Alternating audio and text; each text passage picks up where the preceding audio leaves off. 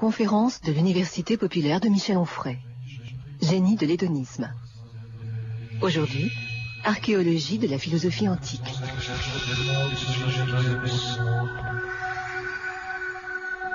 Bonsoir. J'ai précisé que l'histoire de la philosophie que je vous proposais était l'occasion de réfléchir ensemble, de voir comment elle avait pu fonctionner, cette histoire de la philosophie antique et moderne, etc. Mais je parle antique parce que nous tâcherons d'aller jusqu'au bout de l'année et nous nous arrêterons avec ce que j'ai appelé la névrose chrétienne. Donc on pourrait voir par la suite, les années suivantes, s'il y a des années suivantes, comment ça fonctionne à partir des gnostiques, mais on va démarrer avec, tout bêtement, les présocratiques avec le début, je dirais. Je voulais donc examiner avec vous la question de la transmission, parce que c'est une question qu'on peut légitimement se poser quand on veut savoir comment nous sont parvenus les textes. On peut s'interroger effectivement sur ces transmissions. Comment on en est arrivé à faire un volume qu'on appelle le volume des présocratiques ou qu'on appelle celui des stoïciens. Est-ce qu'il y a eu des transmissions intégrales d'œuvres? Est-ce qu'il y a eu des transmissions particulières? Est-ce que l'histoire même de la transmission, c'est une histoire philosophique? Ou est-ce qu'on peut philosopher sur la question des transmissions, ce que je crois? Et quand j'ai cherché pour vous les conditions de récupération, je dirais, des textes de la philosophie présocratique, je me suis aperçu que on ne trouvait rien, on ne trouvait pas d'informations là-dessus. On ne savait pas comment on avait réussi à bricoler un corpus, je dirais, de philosophes présocratiques. Les présocratiques, on reviendra sur la définition des présocratiques, mais étant ces philosophes qui fonctionnent, on dit théoriquement avant Socrate, ce que dit l'expression. Finalement, on verra que ce n'est pas avant, mais c'est plutôt pendant, voire un peu après. Donc l'expression présocratique, le corpus présocratique, c'est quelque chose que je voudrais examiner avec vous a priori. 25 siècles, donc, nous séparent des textes présocratiques. On démarre l'histoire de la philosophie, habituellement, en nous disant 5e siècle avant Jésus-Christ, 6e siècle avant Jésus-Christ, la Grèce, et quelques noms, ceux qu'on appelle les présocratiques. Il se fait que déjà, dire ça, c'est fautif. C'est fautif de faire savoir, de faire croire que la philosophie démarre avec les Grecs. C'est une invention européenne, d'une certaine manière, que de nous laisser croire qu'avant les Grecs, il n'y avait rien du tout. Les Grecs ne descendent pas du ciel, ils procèdent d'une tradition, et très singulièrement, si vous cherchez cette tradition, vous ne la trouverez pas. On ne vous dira pas, par exemple, ce que sont les pensées indiennes qui ont pu influencer les penseurs présocratiques, comment ceux qu'on a appelés des gymnosophistes, qui sont vraisemblablement les yogis de l'Inde contemporaine, comment ces gymnosophistes ont pensé, comment ils ont agi, comment ils ont travaillé comme philosophes et comment ils ont inspiré un certain nombre des philosophes présocratiques qui sont des Grecs, mais qui prennent leur première leçon de philosophie en Inde, voire en Chine, voire dans d'autres lieux qu'on laisse plutôt de côté, la Mésopotamie, c'est-à-dire l'Irak d'aujourd'hui, ou l'Égypte, qui sont des lieux où on a évidemment pensé, et 20 siècles avant le christianisme, donc ça n'est pas négligeable. Donc 25 siècles nous séparent de ce corpus. Vous imaginez bien qu'il s'est passé des choses dans ces 25 siècles, aussi bien dans la question de la transmission que dans la question de la compréhension. Il y a des œuvres qui sont définitivement perdues, c'est-à-dire que quand on s'interroge sur ce que pouvait être le paysage philosophique au VIe siècle avant Jésus-Christ, eh bien on ne peut le faire qu'avec ce qui nous reste. Vérité de la palisse, mais par définition, des grands penseurs peut-être ont existé et ont disparu. Peut-être des grandes pensées ont été maltraitées, je dirais, parce qu'on a découvert des fragments, des morceaux, enfin pas assez pour savoir qu'il en allait d'une grande pensée. Donc les fragments qui nous ont été transmis sont problématiques sur plein de niveaux. Le contexte, par exemple, est complètement oublié. Il nous reste parmi les philosophes présocratiques parfois un seul nom, parfois une seule phrase, enfin pas assez pour savoir ce que pouvait être ce philosophe, peut-être majeur dans l'époque. Donc vous voyez qu'on démarre avec un chantier et que si on s'interroge sur les questions de la transmission, il y a au moins un constat qu'on peut faire. Certaines grandes philosophies peut-être ont disparu et certaines philosophies, je songe à Platon, nous sont parvenues quasi intégralement. 2000 pages de Platon, intégralement lisible, c'est-à-dire sans trou, sans blanc, sans incompréhension possible. On a une compréhension intégrale possible de Platon parce que Platon nous a été transmis. Donc les conditions d'exercice de la philosophie tout au départ sont des conditions qui ont à voir avec la transmission. Transmission de Platon, d'une certaine manière, on a une civilisation platonicienne rendue possible par les transmissions et une pensée présocratique invisible pendant très longtemps. Voilà pour la question de la transmission. Comment est-ce qu'on peut aborder le continent philosophique? Comment est-ce qu'on découvre? Et je dirais, on fonctionne sur le principe de ce que Foucault appelait l'archéologie, mais pour le coup, c'est l'archéologie au sens classique du terme. Première façon de découvrir, je dirais, des fragments, l'archéologie d'un site. On va fouiller un site et on découvre des endroits qui sont propices ou qui ne sont pas propices. Et on est dans l'hypothèse parfois de la chance. On se retrouve devant une villa, par exemple la villa des Pisons à Herculanum, juste à côté de Pompéi, et on découvre la bibliothèque entière d'un individu qui était un fanatique de pensée épicurienne. Et d'un seul coup, on découvre une bibliothèque de philosophie épicurienne, on découvre des textes essentiels qui nous permettent d'accéder au corpus épicurien. Imaginez-vous qu'on découvre votre bibliothèque. Votre bibliothèque dit quelque chose de vous, elle dit quelque chose qui renseigne sur vous, elle dit aussi quelque chose qui renseigne sur votre époque. Ça n'est pas une donnée brute et objective, c'est une donnée subjective. On découvre des bibliothèques. Là aussi, on rentre dans la logique du hasard. On a la chance de découvrir certaines bonnes bibliothèques.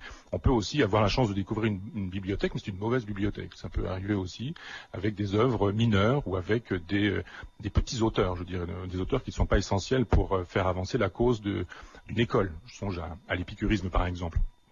On a découvert donc à Herculanum des trésors. Si vous allez faire un tour à Herculanum, vous verrez comment ça fonctionne. La ville est encore sous la cendre qui est pétrifiée. Enfin, il y a des marteaux-piqueurs qui travaillent et qui essaient de sortir des maisons de la gangue de lave où elles sont enfouies, et on essaie de faire avancer doucement, mais ça coûte très cher. On peut imaginer qu'à Herculanum, actuellement, il existe encore un certain nombre de bibliothèques qui nous permettront de découvrir d'autres sagesses, des sagesses peut-être actuellement complètement ignorées. Ça a été, par exemple, la villa des Pisons à Herculanum, extrêmement important pour la philosophie épicurienne. On a découvert également à Nagamendi, en Égypte, des jarres qui étaient donc enfoncés dans le sol et qui ont permis de mettre à jour des textes de gnostiques. On connaît très peu les gnostiques. Les gnostiques sont ceux qui se proposent la connaissance. Gnosis suppose qu'on a une connaissance possible à partir des informations qui sont données par des philosophes dont on a complètement oublié le nom. On ne parle ni des Sétiens, ni des Pérates, ni des Caïnites, etc. Enfin, un nombre considérable de gens qu'on a oubliés, et quelques-uns ont ressurgi à la faveur de la découverte de ces jarres qui sont essentiels et qui ont livré des textes qu'on travaille toujours. Il y a toujours des gens qui travaillent sur ces textes-là pour essayer de voir ce que dit le corpus gnostique, c'est-à-dire début du christianisme, je dirais, fin de la période antique et début de la pensée chrétienne. On a pu trouver aussi dans des archéologies de sites à Enanda, un immense mur sur lequel ont été gravées des sentences par un Diogène. Il y a eu un certain nombre de Diogènes, Diogène de Sinope, Diogène d'Apollonie, on reviendra sur Diogène de Sinope, mais un Diogène de Nanda, qui lui avait fait graver des sentences épicuriennes sur ce mur qu'on a découvert un jour, qu'on a mis à l'air, et qui enseigne des choses essentielles sur, non pas Épicure, mais sur l'épicurisme, c'est-à-dire sur la façon qu'on a eu de lire Épicure. Donc des jarres, je dirais des villas, des murs, des momies, par exemple. Je lisais récemment un texte sur Sappho, une poétesse extrêmement ancienne qui aurait pu commencer d'ailleurs ce cours inaugural sur l'hédonisme si n'avait choisi l'angle d'attaque philosophique plutôt que poétique. Il y a eu des bandelettes de momies à Oxyrhynchos, par exemple, qui ont été utilisées pour embaumer envelopper les morts embaumés, et on a découvert dans ces bandelettes des morceaux de carton qui comportait un certain nombre d'indications essentielles. On a retrouvé des fragments d'Homère, on a confirmé l'existence de Sophocle, on a pu mettre en perspective un certain nombre de fragments et constater que les textes de Sophocle dont nous disposions étaient les textes originaux, par exemple, découvertes donc dans des momies, enfin dans les cercueils de momies, ou alors dans le dépôt d'ordures du même village où on avait jeté les momies, les bandelettes, après que le Nil ait fait des crues qui ont obligé les gens à retravailler le système d'irrigation. Donc il y a vraiment un hasard absolu qui fait que on pratique l'archéologie d'un site et qu'on peut découvrir ou retrouver un certain nombre de trésors qui sont essentiels pour l'histoire de la philosophie. Donc d'abord partir de cette idée que 25 siècles nous séparent d'un corpus qui nous est transmis parfois avec de la chance et uniquement avec de la chance. On peut pratiquer en dehors de l'archéologie du site, l'archéologie d'un livre également, c'est-à-dire que vous allez chercher dans un certain nombre d'ouvrages des textes qui ont été cités ou qui ont été utilisés, et comme on fouille d'une certaine manière un chantier, on peut faire d'un ouvrage un chantier dans lequel on va pouvoir prélever un certain nombre d'informations. Je songe par exemple au fameux présocratique, dont il n'a pas existé d'édition avant 1903, simplement parce que Diels et Krantz, deux individus qui ont donné leur nom à l'édition des présocratiques, sont allés chercher dans toutes les œuvres de l'Antiquité dont nous disposons actuellement les textes qui concernaient les philosophes présocratiques. Donc vous lisez tout, c'est-à-dire tout ce que vous pouvez lire dans l'Antiquité, de la philosophie antique, de la littérature antique au sens large du terme, et à chaque fois que vous voyez apparaître un propos tenu par un philosophe, Parménide, Héraclite, Empédocle, Anaximandre, Anaximène, etc., enfin tous ces noms de philosophes présocratiques, eh bien vous retenez, vous prélevez, comme un archéologue d'une certaine manière pourrait prélever des objets sur un forum, vous prélevez le texte, vous l'isolez et vous fabriquez un corpus.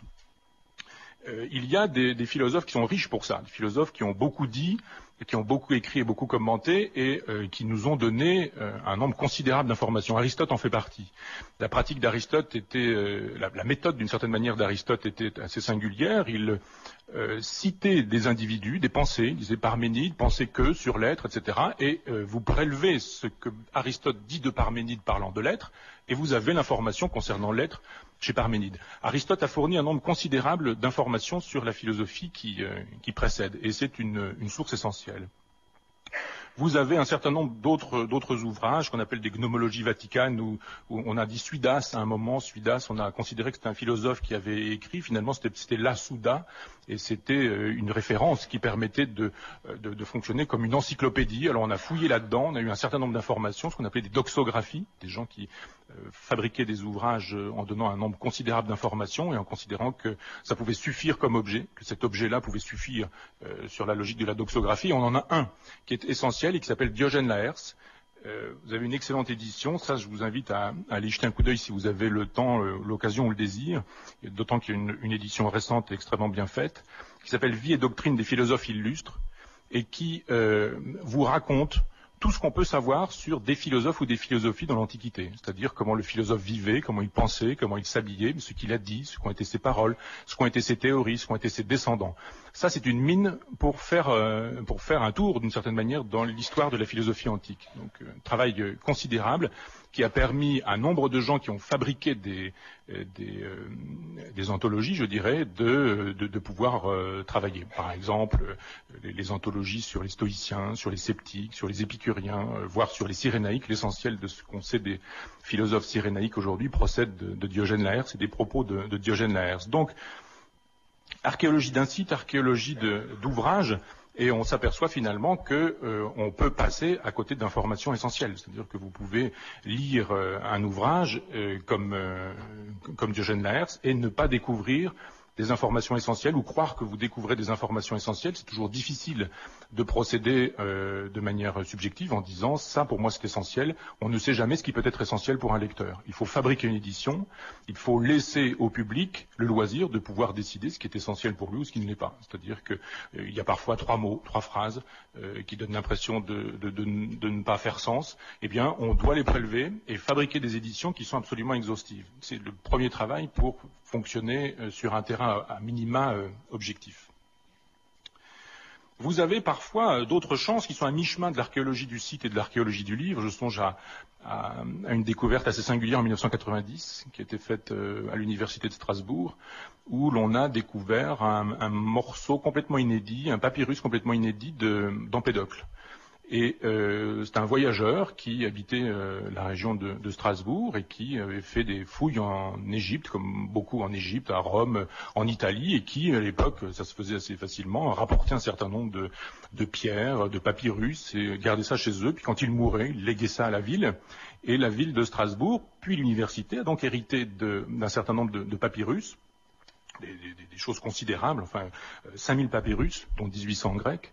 On a découvert un fragment complètement inédit d'Empédocle, d'Agrigente, qui nous a permis de repenser, de reconsidérer Empédocle. C'est-à-dire qu'on avait des idées, évidemment, sur ce qui nous restait d'Empédocle, et puis on a découvert que le fragment tel qu'il a été retrouvé disait des choses inverses de ce qu'on pouvait croire précédemment. C'est-à-dire qu'il y avait des contradictions qui surgissaient avec la lecture du deuxième fragment et qui ont permis de donner un sens que n'avait pas encore trouvé Empédocle. On peut imaginer que tous les philosophes présocratiques en sont là, c'est-à-dire que il y a des sens, des faux sens, des contresens, et qu'il nous manque évidemment beaucoup trop de choses pour qu'on puisse avoir une lecture cohérente, intégrale et bien faite. Donc, chance encore une fois de découvrir des fragments comme cela.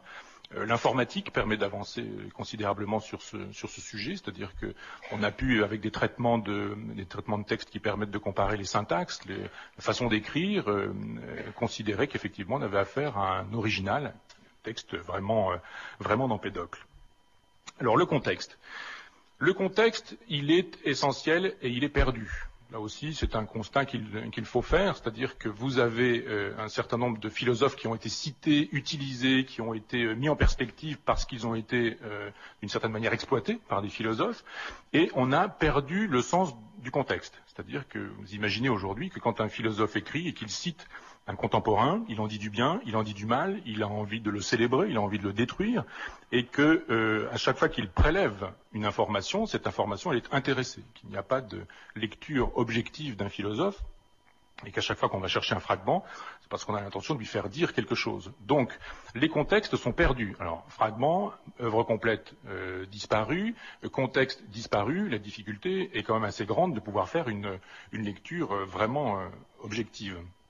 Imaginez, en ce qui nous concerne, que on est en plus de ça sur un terrain extrêmement problématique, puisqu'il s'agit d'aller chercher les fragments hédonistes. Il s'agit d'aller chercher la philosophie hédoniste. Donc c'est déjà très difficile d'aller chercher une philosophie classique et habituelle, de pouvoir reconstituer une philosophie à l'origine. Imaginez quand il s'agit de textes hédonistes, dans quel contexte ont été utilisés les fragments. Prenez Aristippe de Cyrène, il est bien évident que quand Aristippe de Cyrène nous fait l'éloge du plaisir, nous fait l'éloge du corps, et que saint Augustin, qui n'est pas saint par hasard, et qui construit l'Église catholique, apostolique et romaine, et que saint Augustin cite Aristippe de Cyrène, il ne le fait pas de manière désintéressée, qu'il va chercher, évidemment, le texte qui va pouvoir lui permettre de disqualifier ou de discréditer la pensée d'Aristippe de Cyrène. Elle est donc fragmentaire, elle est donc mise en perspective avec des lectures critiques, et on a peu de probabilité de tomber sur une pensée qui soit honorée par ses ennemis. C'est rare que des ennemis soient capables d'honorer des œuvres en les citant dans un contexte qui serait restitué et en disant la vérité, si tant est qu'elle existe, en disant la vérité sur les fragments qui sont prélevés ou utilisés. Donc, difficulté de restituer les contextes. Même pour Platon, qui est un personnage dont je vous disais tout à l'heure que on en avait l'essentiel, on en avait conservé l'essentiel,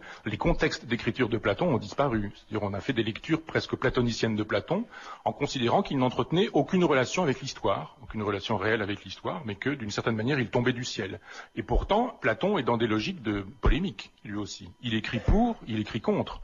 On ne sait pas beaucoup, par exemple, que Platon souhaitait un grand autodafé pour brûler les travaux de Démocrite. On n'a jamais vraiment beaucoup dit que Platon a eu ce désir de détruire l'œuvre complète de Démocrite parce que cette philosophie le gênait, parce que la philosophie matérialiste, parce que l'atomisme est une philosophie qui gêne Platon, et on ne dit pas, par exemple, que nombre de textes de Platon ont été écrits contre Démocrite, qui n'est pas cité. On ne dit pas beaucoup non plus qui est le représentant de l'hédonisme auquel s'attaque Platon quand il écrit. Quand il écrit son Philèbe, par exemple, Philèbe est le nom d'un philosophe qui n'existe pas, qui est un prête-nom d'une certaine manière. Deleuze appellerait ça un personnage conceptuel. Et Platon lui prête des idées qui sont peut-être celles d'Aristippe de Cyrène, mais on n'est pas sûr. Même chose, indépendamment du contexte, on a des difficultés à savoir contre qui les philosophes écrivent et contre qui ils se manifestent. Les pensées qui s'affirment parfois contre. Les pensées qui s'affirment contre, on ne sait pas forcément contre quoi elles s'affirment. Parfois, on se débrouille quand on est philosophe pour ne pas cacher, du moins pour dissimuler la référence qu'on aura, et ça rend difficile un travail de lecture à proprement parler.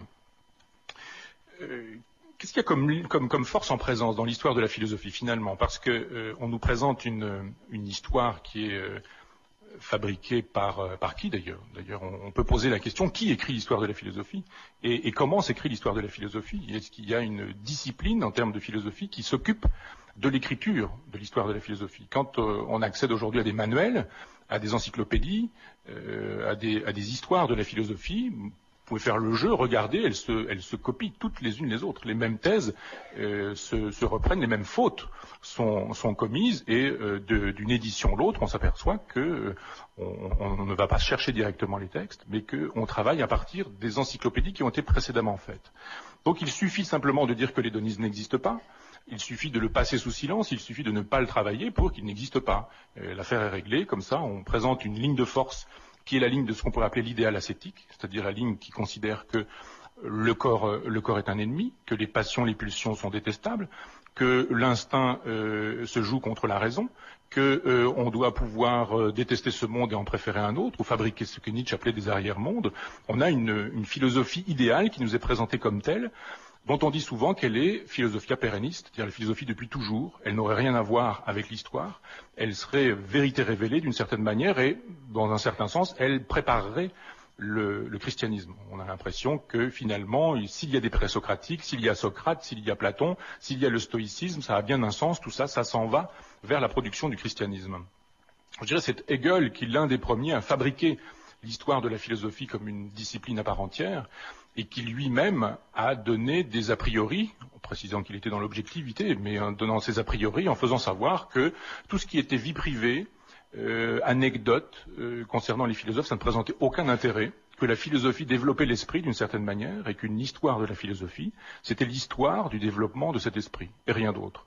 Donc, proposition évidemment subjective, évidemment, pour dire que la philosophie, on va aller chercher évidemment ce qui nous intéresse, on va mettre de côté ce qui ne nous intéresse pas, on va partir avec une thèse, et cette thèse-là, on va essayer d'en faire la démonstration. Effectivement, l'esprit s'incarne, et l'histoire de la philosophie, c'est d'abord l'odyssée de l'esprit. On peut évidemment faire une autre histoire de la philosophie en considérant que la philosophie n'est pas là pour célébrer l'idée du philosophe qui en fait l'histoire, comme Hegel, ou comme la plupart, qui d'une certaine manière sont là pour montrer que la vraie philosophie, la seule philosophie, c'est la philosophie d'une certaine manière qui entretient un rapport intime avec les idées pour les idées, et pas du tout celle qui s'occupe du corps ou des choses prochaines. Et il suffit d'aller voir dans la tradition qui s'oppose à la tradition de l'idéal ascétique, celle qu'on va tâcher d'examiner ensemble, mais il suffit d'aller voir Démocrite, Leucippe, par exemple, les philosophes dont on va parler pour commencer, ces présocratiques qui sont des atomistes et des matérialistes, pour qu'on se voit qu'il y a des pensées essentielles, des forces essentielles en présence dans ces pensées-là, et que, comme par hasard, je dirais, le matérialisme a suivi les siècles et a renforcé pratiquement et nourri pratiquement toutes les idéologies subversives pendant les siècles. C'est-à-dire que tous ceux qui citent Épicure pour en dire du bien sont des gens qui, d'une certaine manière, procèdent de la tradition de l'idéal hédoniste. Tous ceux qui attaquent Épicure sont des individus qui s'installent dans la logique de l'idéal hédoniste, logique platonicienne, logique chrétienne. L'atomisme est une philosophie extrêmement intéressante pour cette raison-là, entre autres. C'est-à-dire que sur le principe d'une intuition, parce qu'évidemment on n'a pas de microscope, on n'a pas de moyens techniques qui nous permettent de savoir comment fonctionne l'atome ou de le découvrir des visu, mais on postule l'idée que quand on a tout réduit, il reste quelque chose d'irréductible et qui est l'atome, et qu'à partir de l'atome on doit pouvoir fabriquer une conception du monde tout entière. Je dirais cette intuition géniale dans l'histoire de la philosophie, elle ouvre l'histoire de la philosophie hédoniste. Dans la pensée présocratique, le matérialisme et précisément l'atomisme ouvrent des perspectives considérables. Ça s'oppose évidemment à d'autres philosophes qui sont des contemporains ou vaguement des contemporains, enfin des gens qui évoluent à peu près dans les mêmes eaux chronologiques. Je songe à Parménide par exemple, qui lui vient d'Élée, la ville d'Élée, donc on appelle éléates ceux qui viennent d'Élée.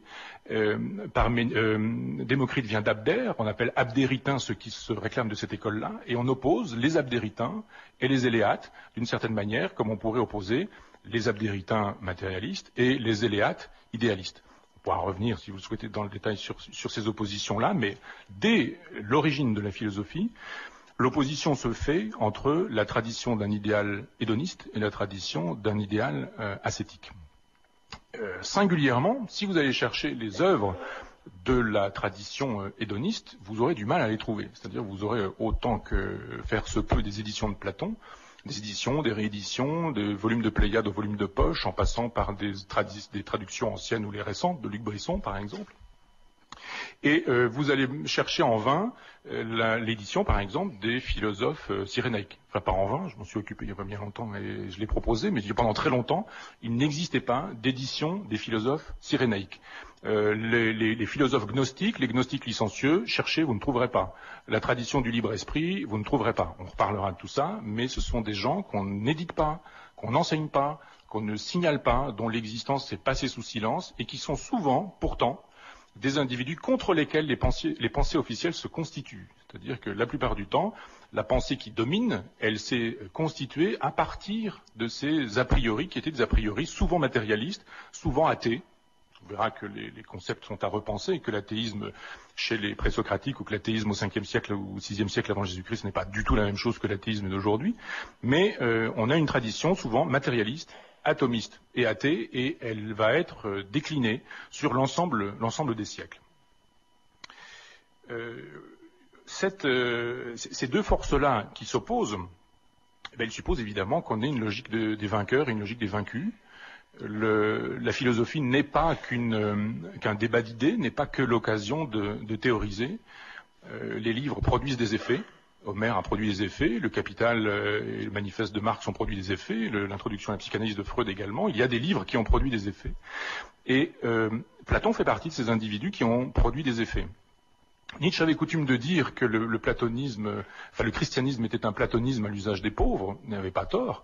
L'idée que le christianisme ait pu se nourrir de platonisme, on va revenir là-dessus si vous le souhaitez, mais ça a évidemment porté la philosophie platonicienne et ça lui a donné une puissance que, a priori, elle n'avait pas. C'est-à-dire le platonisme existait comme d'autres écoles à une époque, mais ne dominait pas autant qu'après le christianisme ayant dopé cette philosophie qui est devenue d'une certaine manière la philosophie officielle.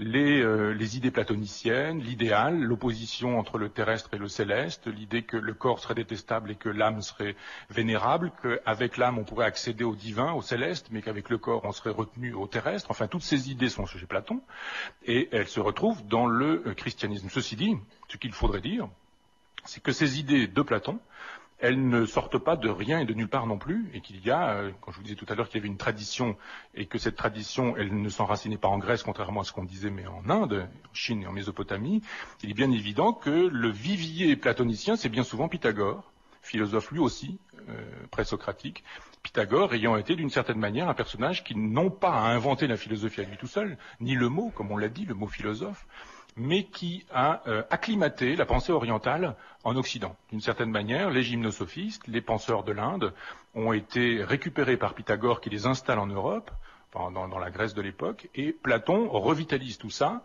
et comme il nous reste très peu de choses de Pythagore, ce qu'on appelle les vers dorés, dont on n'est pas très sûr qu'ils aient été écrits par lui, qu'ils soient de lui, qu'ils soient de gens très fiables, il ne reste pas grand-chose de Pythagore, mais si Pythagore avait été plus important en termes de fragments, on aurait sûrement découvert que le pythagorisme, c'est vraiment le début de la tradition de l'idéal ascétique dans notre Occident. Donc le christianisme s'installe et il s'en va chercher tout ce qui peut le servir précédemment. C'est-à-dire que tous les philosophes chrétiens qui écrivent l'histoire de la philosophie s'en vont chercher a priori dans la philosophie ancienne, dans la philosophie antique, ce qui donne l'impression de préparer le christianisme. Il est bien évident que cette première façon d'écrire l'histoire est aussi une façon fautive. On ne peut pas avoir l'illusion rétrospective et considérer qu'un philosophe est grand parce qu'il donne l'impression d'avoir préparé quelque chose de plus grand. Cette illusion rétrospective est pourtant celle qui travaille les manuels, celle qui travaille les encyclopédies, enfin celle qui travaille les textes officiels qui nous ont transmis une histoire officielle contre laquelle finalement très peu s'opposent. Donc l'idée d'écrire l'histoire en vainqueur suppose qu'il est d'autant plus difficile d'écrire l'histoire des vaincus quand on est vainqueur. Quand on a été soi-même, quand on a disparu, il est bien évident qu'on a des difficultés à refaire surface. Et pendant des siècles, un certain nombre de philosophes disparaissent. Les corpus sont dilapidés d'une certaine manière, et c'est parfois, en lisant Montaigne par exemple, qu'on apprend 2 ou 3 choses sur Aristippe de Cyrène ou sur Diogène de Sinope, la plupart du temps des anecdotes, simplement parce qu'on y lit beaucoup Diogène Laërce, dont je vous ai parlé tout à l'heure, et que cet ouvrage sert de vivier dans lequel on puise pour avoir des petites informations, des petites anecdotes, des petites histoires. L'idée qu'on puisse écrire l'histoire des vaincus non pas dans la position des vaincus, mais dans la position de vainqueurs potentiels, c'est une idée récente, c'est une idée nouvelle. Comme d'aucuns ont pu, par exemple, à l'époque marxiste, réécrire l'histoire de la philosophie dans la perspective du matérialisme. Le marxisme était matérialisme et dialectique, eh bien on allait chercher tous les matérialistes, et il y avait une petite collection aux éditions sociales qui nous disait la grandeur de Démocrite, la grandeur de Saint-Évremont, la grandeur de quelques autres, de la Boétie, parce qu'on voulait reformater une histoire de la philosophie qui donnait l'impression que, un peu comme sur le mode chrétien d'ailleurs, que cette philosophie, elle devait déboucher un jour sur la vérité révélée, en l'occurrence le matérialisme dialectique. On peut imaginer, et très exactement ce que je vous proposerai d'ailleurs, qu'on puisse écrire l'histoire de l'hédonisme ensemble en essayant de voir comment il y a une tradition, il y a un continent oublié, et comment on a la plupart du temps fait pour oublier ce continent, comment on a fait pour le passer sous silence. Il y a également un travail extrêmement important à faire sur les concepts, parce que le temps passant, il est bien évident que quand on utilise l'âme, par exemple, le concept d'âme, la notion d'âme, ou de corps, ou l'idée du dualisme, eh bien, on entend ces choses-là en rapport avec aujourd'hui et avec tout ce qui s'est passé depuis 25 siècles. Donc, on n'est pas très sûr de savoir ce que pouvait signifier, par exemple, le dualisme chez les philosophes de l'Antiquité. Est-ce que l'opposition du corps et de l'âme, par exemple, c'est quelque chose qui fonctionne chez Démocrite, par exemple, comme ça fonctionne chez nous aujourd'hui? Il est difficile de savoir, quand on a des notions comme le souverain bien, comme la joie, comme le plaisir, si on peut entendre ces notions-là avec une acception contemporaine. Il faut même vraisemblablement faire son deuil de ces choses-là. Les notions ne signifient pas la même chose. Vraisemblablement, quand on entend souverain bien sous la plume d'Aristote, eh bien, on a du mal à voir ce que ça peut bien signifier, d'autant qu'aujourd'hui, on n'utilise plus beaucoup cette expression. Et l'idée qu'on puisse, sauf peut-être quelques ministres qui s'interrogent sur ce que peut signifier réussir sa vie, mais l'idée qu'on puisse encore poser la question du souverain bien est une idée récente. Elle a 8 jours. Et je trouve que quand on ressort ces concepts-là, quand on prend un mot et qu'on utilise par exemple le mot joie chez Démocrite, eh bien il faut se demander ce que peut signifier la joie aujourd'hui, 21e siècle, sachant que le christianisme en a fait quelque chose de cette notion-là. Ceux qui auront connu les curés et les bonnes sœurs savent que la joie, c'était un mot qu'on utilisait assez fréquemment contre le plaisir, la plupart du temps. Le plaisir était défendu, mais la joie était conseillée. Et il se fait que quand il y a de la joie, eh bien, la plupart du temps, il y a de l'interrogation. Enfin, on doit pouvoir s'interroger, on doit se demander ce que ça peut bien signifier. Spinoza l'utilise, cette expression, cette notion, ce terme de joie, mais on a du mal aujourd'hui à pouvoir l'utiliser sans passer pour un béat ou pour un niais. Clément Rosset le fait en utilisant la joie et en essayant de déchristianiser ce terme-là, il a bien raison, en essayant de réactiver ce concept spinoziste, mais voyez quelle difficulté il y a quand on s'en va chercher un texte, qui plus est écrit en grec, la difficulté qu'il y a à voir ce que pouvait entendre un philosophe quand il utilisait des expressions comme celle-ci qui nous donnent l'impression aujourd'hui d'être compréhensibles, l'impression que quand on utilise joie, plaisir, souverain bien, on comprend, alors qu'en fait, la plupart du temps, il s'est passé suffisamment de temps pour que le sens même ait disparu. Les mots restent, mais le sens a disparu, et il faut tâcher de retravailler la question de la signification. Alors, d'où l'utilité pour ce faire, je dirais, d'historiens de la philosophie ou d'universitaires dont le travail consiste à passer une vie entière sur 3 fragments, par exemple, et à se demander comment on peut les traduire, ce qu'est le contexte. Et il est bon qu'il y ait des gens qui fassent ce travail, qui effectuent ce travail, qui est vraiment un travail d'archéologie, travailler au pinceau, et vraiment de manière extrêmement fine, pour qu'on puisse avoir des traductions et qu'on puisse comparer. C'est-à-dire, évidemment, quand on lit un philosophe antique, quand on lit Démocrite, par exemple, on a intérêt à comparer les traductions, sauf si on pratique le grec et qu'on est assez habile en grec pour pouvoir se débrouiller soi-même.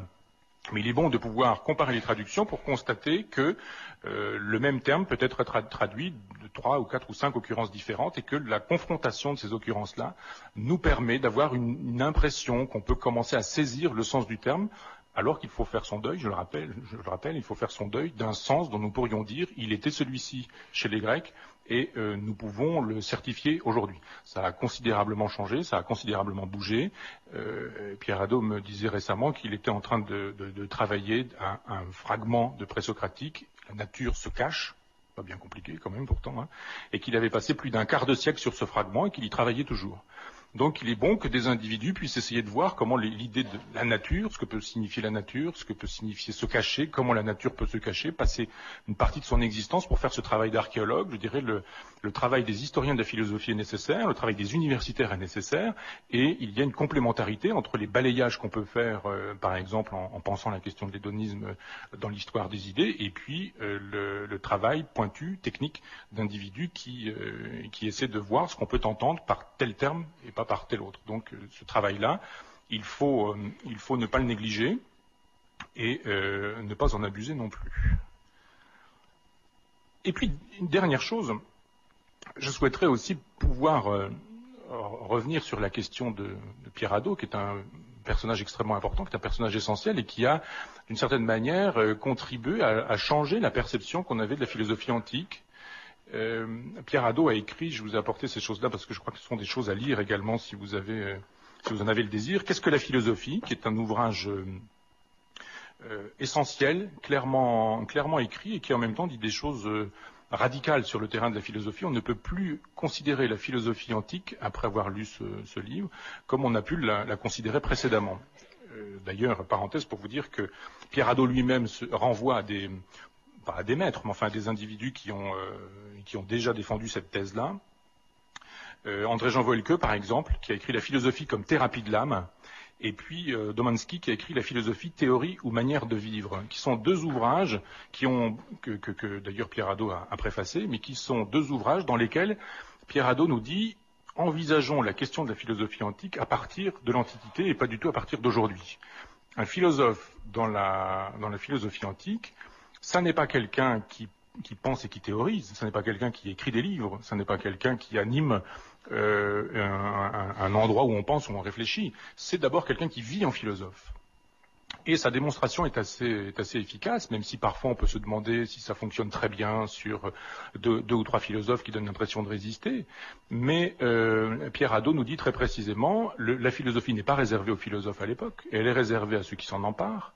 C'est-à-dire qu'on peut être menuisier et philosophe, c'est-à-dire qu'on peut être marchand de poissons et philosophe, et que on vit d'abord en philosophe et en se réclamant d'une école, d'une certaine manière. C'est-à-dire qu'on a gardé le souvenir de quelques écoles, l'Académie de Platon, le lycée d'Aristote, le jardin d'Épicure, le cynosarge de Diogène, qui sont des endroits où se retrouvaient des individus et où ils pensaient en commun. Donc la philosophie à l'époque se pratique en commun. C'est pas un travail personnel, ça n'est pas un travail sur les textes, c'est un travail sur soi-même et c'est une invitation à la conversion personnelle. C'est-à-dire que la philosophie suppose à l'époque qu'on soit visible comme philosophe, d'une certaine manière. C'est-à-dire que quand Lucien de Samosate raconte ça en rigolant pas mal et en écrivant des textes pleins d'ironie, mais il raconte comment le stoïcien est visible dans son costume, dans son vêtement de stoïcien.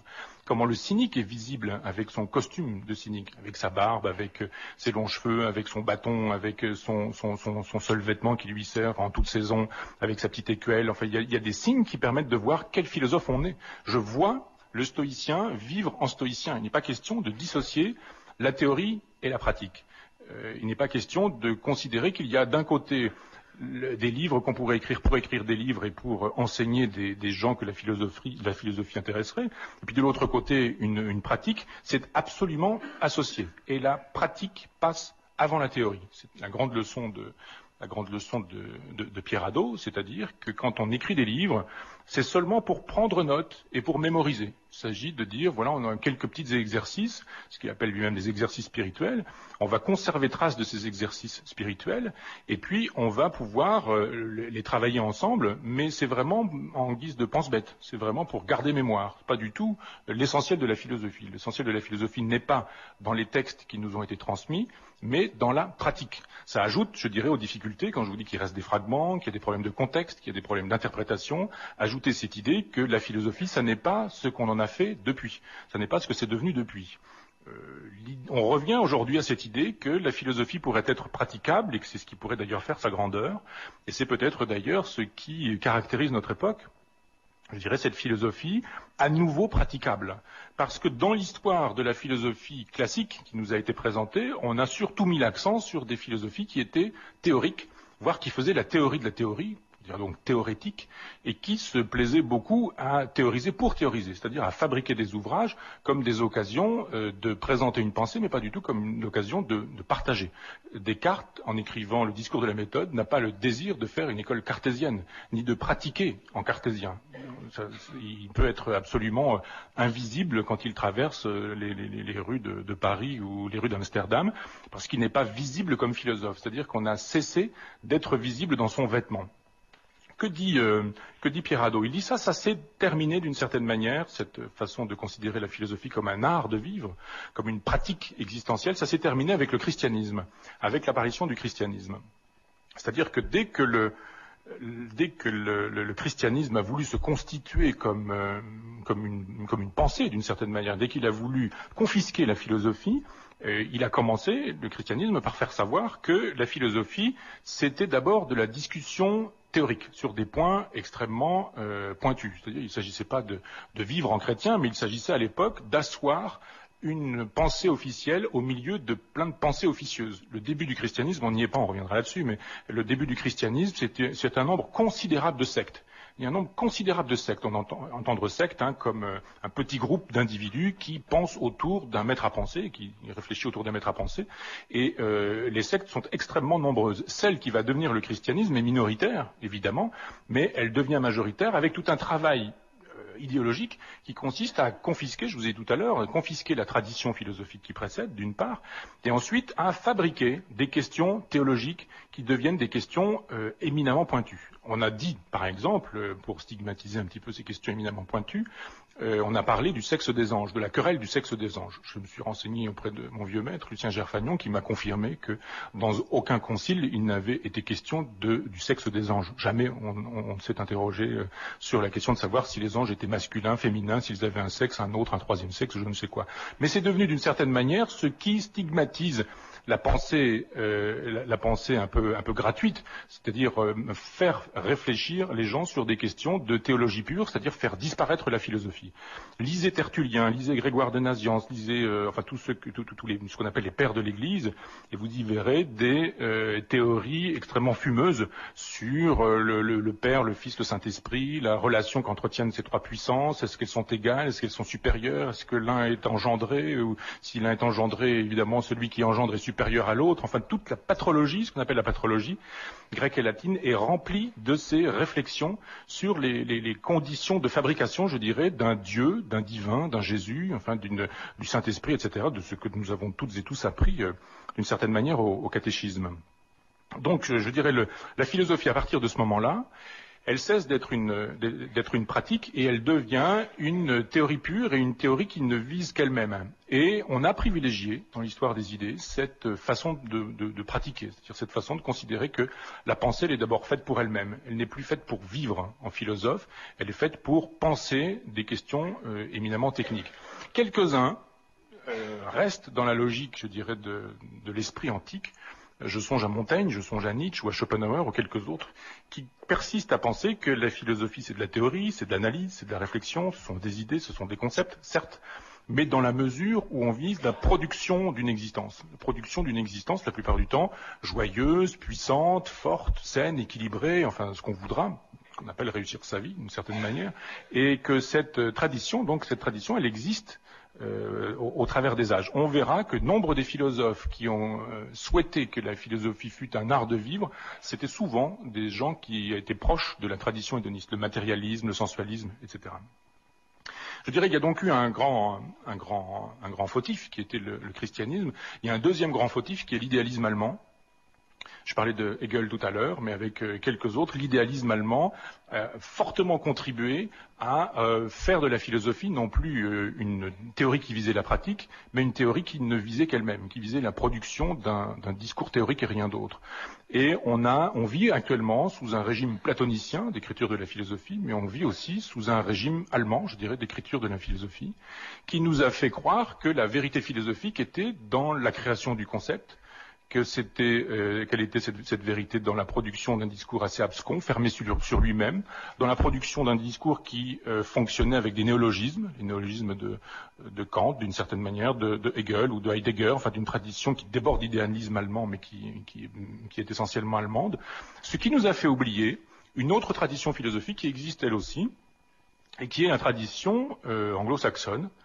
Je songe à des gens comme Stuart Mill ou Jeremy Bentham, qui sont des gens qu'on ne lit pas, qu'on lit pas ou peu, qu'on connaît mal.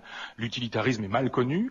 J'ai découvert récemment la première édition française de Peirce, par exemple, des textes sur le pragmatisme. J'ai vu ça en librairie il y a 8 jours, c'est-à-dire qu'on n'avait jamais eu d'œuvre complète de Peirce. Et on commence à aborder la question du pragmatisme, de l'utilitarisme, ou éventuellement des philosophies anglo-saxonnes qui sont des philosophies empiriques. On considère que le réel a toute sa saveur, a tout son intérêt, que le réel est là pour fournir l'occasion de la pensée et de la réflexion. Donc, vous voyez comment, à partir de cette lecture, je dirais, de la modernité, on peut induire une lecture